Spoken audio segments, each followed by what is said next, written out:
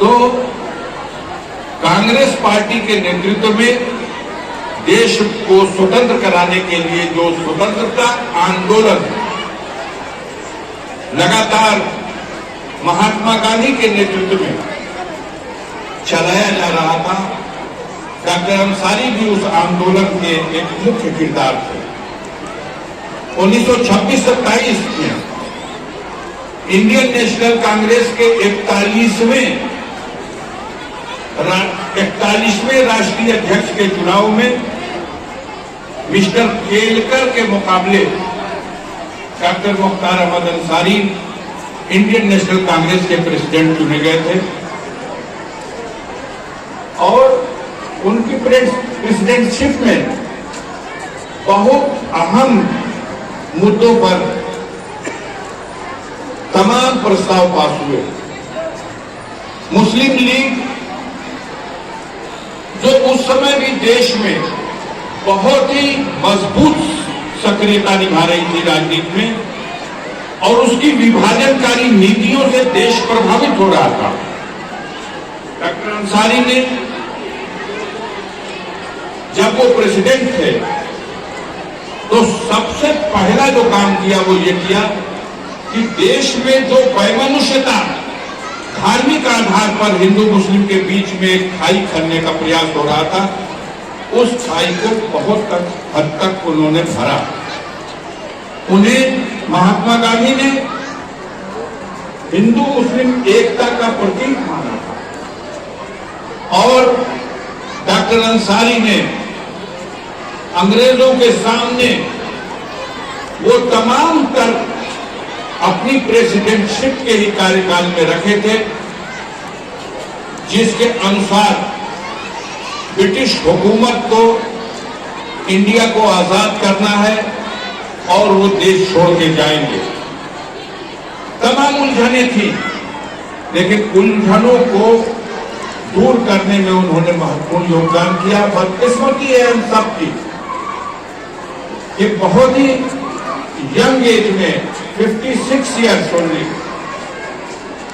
वो ट्रेन में आ रहे थे और दिल का दौरा पड़ा। 56 साल की उम्र में उनका निधन हो गया 1936 में और उसकी वजह से काफी उस आंदोलन को भी धक्का लगा जो स्वतंत्रता संग्राम का आंदोलन चल रहा था। देश में एक से एक लीडर थे और उन सब ने मिलकर के फिर एक प्रयास को जारी रखा। अंतोगत्वा 1947 में देश आजाद हुआ। वसीम साहब, हम सब गर्व महसूस करते हैं और आपको भी गर्व करना चाहिए कि हम लोग उस धरती पर पैदा हुए जिसका एक अलग इतिहास है। देश के स्वतंत्रता संग्राम का बिल्कुल अलग इतिहास है। भारत स्वतंत्र हुआ 15 अगस्त 1947 को, लेकिन ये जो गाजीपुर और बलिया का क्षेत्र था, याद रखिए कि बलिया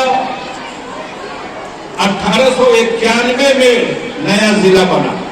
उससे पहले वो गाजीपुर की एक तहसील हुआ करता था, मात्र एक तहसील था। तो जो इस क्षेत्र के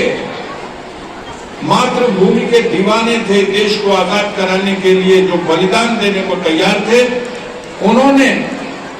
महात्मा गांधी के उस असहयोग आंदोलन में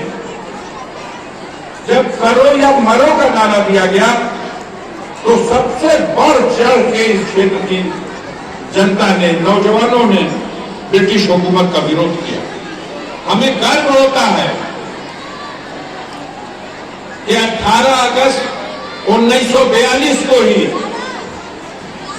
मोहम्मदाबाद तहसील का वो ब्रिटिश हुकूमत का झंडा इस धरती के वीरों ने उस झंडे को उतार दिया था और उसे जला दिया और उसकी जगह पर तिरंगा झंडा मोहम्मदाबाद तहसील के मुख्यालय पर लहरा दिया गया। गोली चली अंग्रेजों की, 8 लोग वीर शिवकुमार राय के नेतृत्व में शहीद हुए तहसील मुख्यालय पर। उसी तिथि में बैरिया के स्थान पर भी जबरदस्त आंदोलन हुआ, वहां जेल तोड़ दी गई, बागियों ने बगावत बैरिया पर पूरा नियंत्रण पा लिया। दूसरे दिन वहां के बागियों ने बलिया कलेक्टरी पर से भी झंडा हटा दिया ब्रिटिश हुकूमत का, और वहां भी तिरंगा झंडा लहराकर कलेक्टर को कुर्सी से हटाकर कलेक्टर की कुर्सी पर चित्तू पांडे जो वीरों का नेतृत्व कर रहे थे उनको डिक्टेटर कलेक्टर बना करके उस कुर्सी पर बैठा दिया। 13 दिनों तक ये बलिया और गाजीपुर का ये क्षेत्र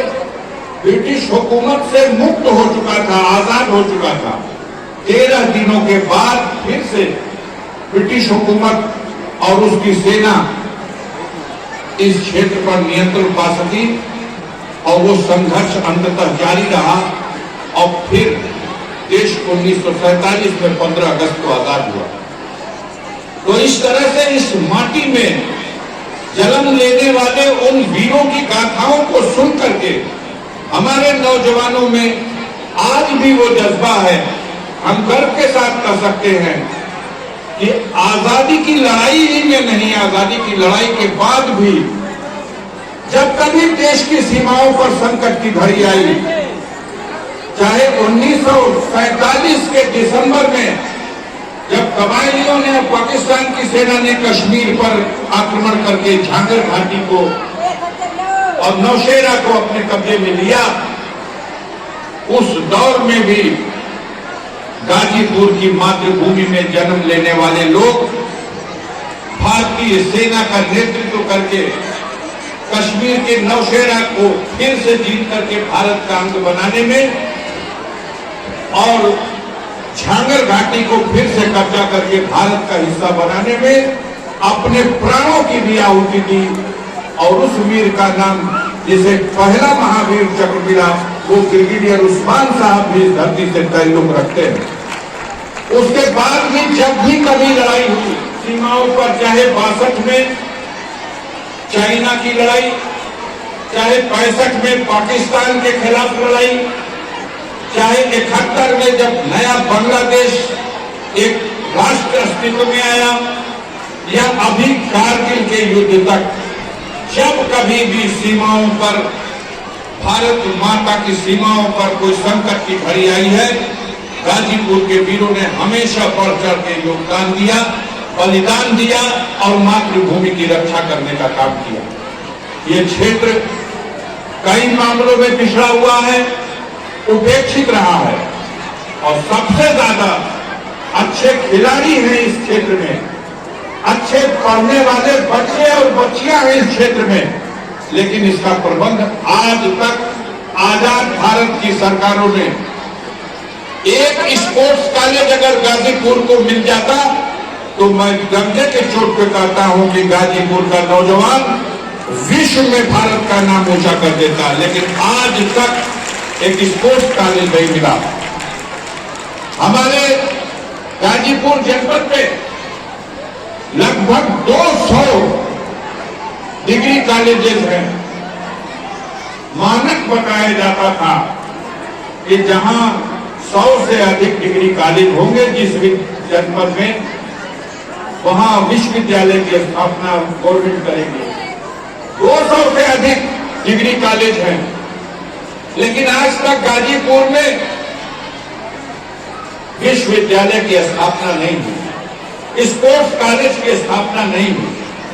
तो विश्वविद्यालय अगर हमारे गाजीपुर को दे दिया जाए, हमारे नौजवान नहीं मांगना चाहते हैं भीख सरकार से कि हमें नौकरी दो,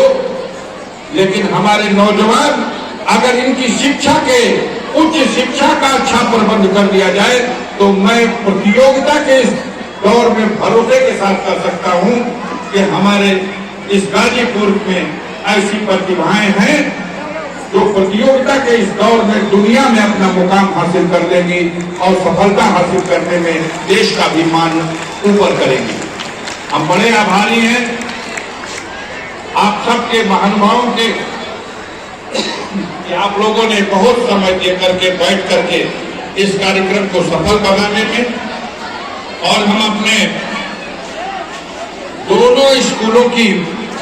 खास तौर से बेटियों से ये कहना चाहते हैं कि आज मैं बड़ा गर्व महसूस कर रहा था जब मैं बैठा था तो हमारे मुख्य अतिथि साहब ने बड़ी बारीकी से इस प्रोग्राम को देखा और उन्होंने कहा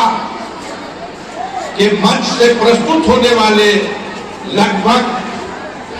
सारे के सारे प्रोग्राम बच्चियों की तरफ से प्रस्तुत किए गए जो सराहनीय थे। आखिर बच्चों के प्रोग्राम तो अंत में बच्चों ने भी स्पोर्ट्स के क्षेत्र में जो अच्छा योगदान किया है, जो अच्छा एक प्रदर्शन किया है, और हम बुलाना चाहते हैं रामावत राम को मंच पर आए। ये हमारे विद्यालय के स्टाफ का एक व्यक्ति है जो नेशनल चैंपियनशिप में हिस्सा लेकर के बंगाल में हुई है, इस साल की नेशनल चैंपियनशिप में हिस्सा लेकर के, और गाजीपुर से अकेला ये व्यक्ति, और विद्यालय के मान को बढ़ाया और इंटरनेशनल एथलेटिक्स मास्टर पीस की उपाधि हासिल करके हमारे विद्यालय का अपना और इस क्षेत्र का मान बढ़ाने का काम किया।